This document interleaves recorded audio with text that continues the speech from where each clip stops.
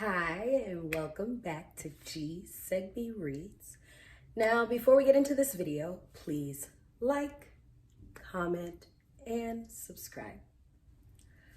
So, I know it has been a long time since you've seen me here on YouTube. However, I am still reading. And today I wanted to present all of you with what you can say is my fall, winter, December reads.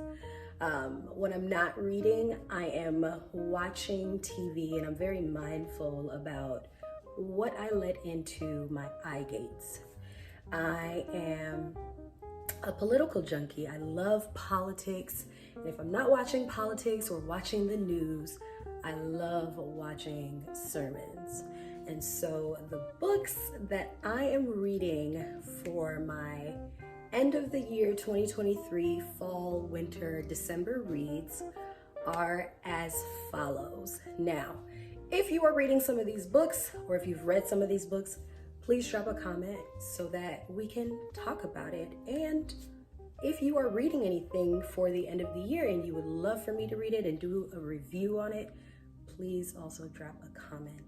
Now, one of the books that I am reading is by Simone D. Saunders. No, You Shut Up. I started following Simone back when she was, I believe she was like a political campaign manager for Bernie Sanders. And if you know me, I love Black women in politics. I love Black women in politics. But Simone came to be known through the Bernie Sanders campaign, and she was talking about his campaign on CNN, and her and another political analyst started going back and forth, and the man basically told her to shut up. Yeah, he told her to shut up, and she made a book out of it. So this is really talking about her journey in politics, how as a Black woman, you have to stand up for yourself. And there's going to be times where we have to be assertive. There's going to be times where you gonna get out of pocket or get out of body and get out of character. And I just love to see Black women in the news media who are strong and assertive and have something to say. And so I am really excited to get into this book. Again, it is called No, You Shut Up by Simone D. Saunders. And yeah, if you're reading it or have read it and you have any, key takeaways or highlights, let's talk about it. So that's one of the books that I'm gonna read. And I know some people are like, how are you gonna read 3 books at the end of the year? There is 29 days left of December. Today's December 2nd.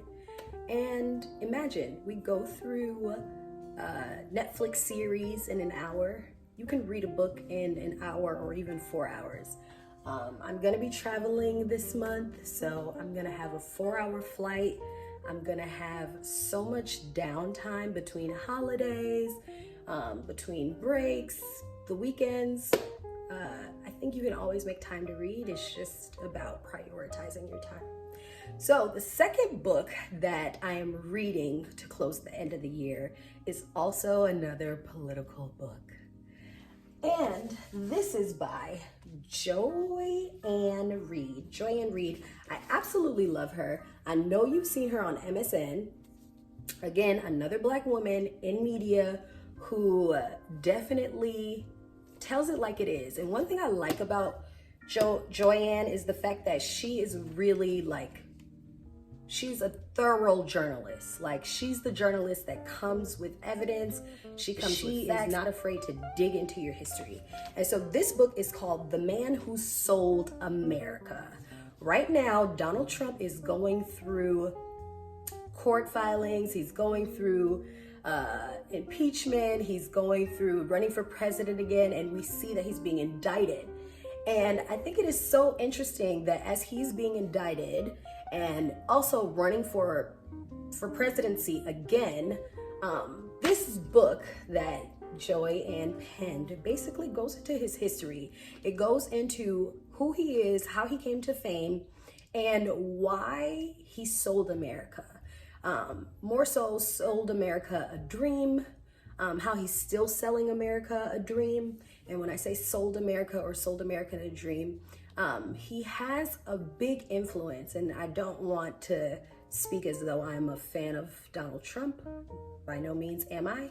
I'm a fan of Joy Ann, but she wrote a book about him and how he is able to like influence the American people. He basically sold Americans a dream about how he would make this place great again.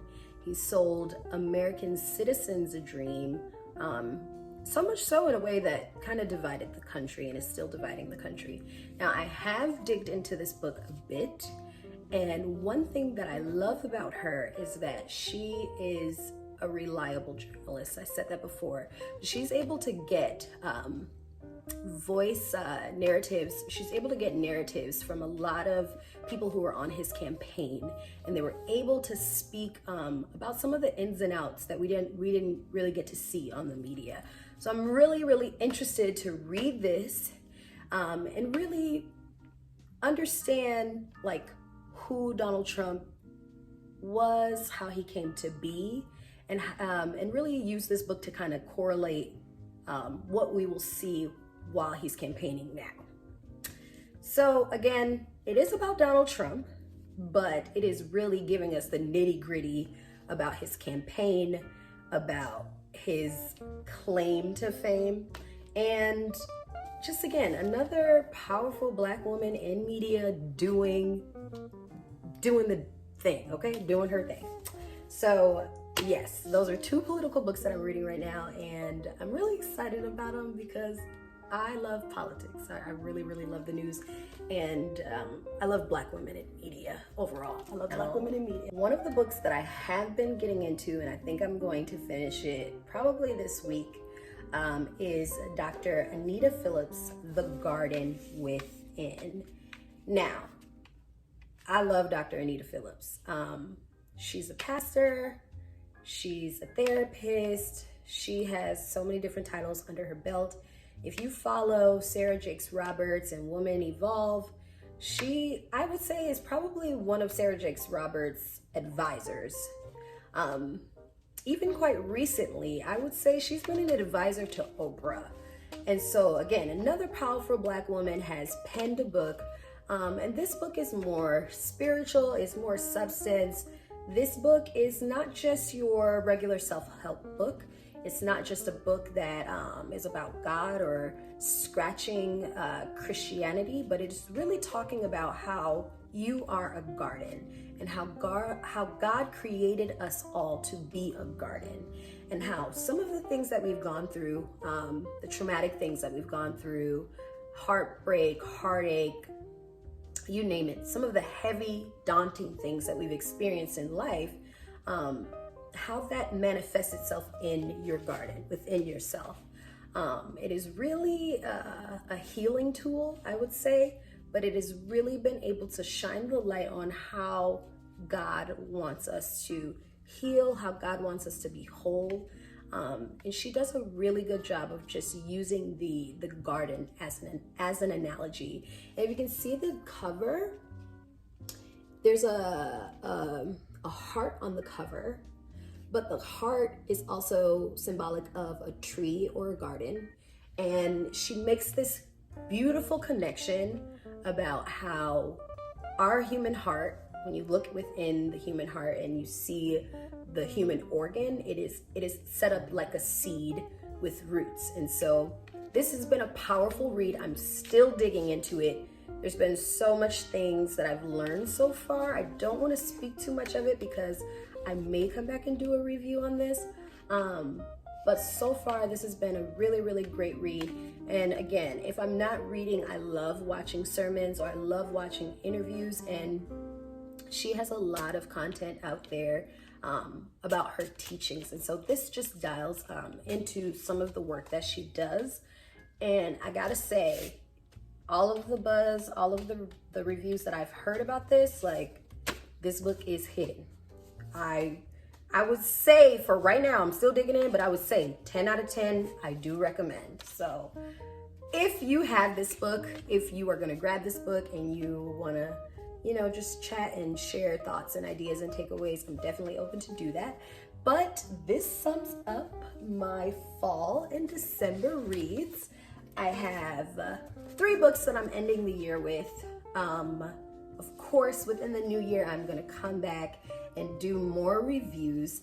I'm also gonna come back with a bit more commentary about articles and things that are taking place within the field of education. But this is how I'm ending the year.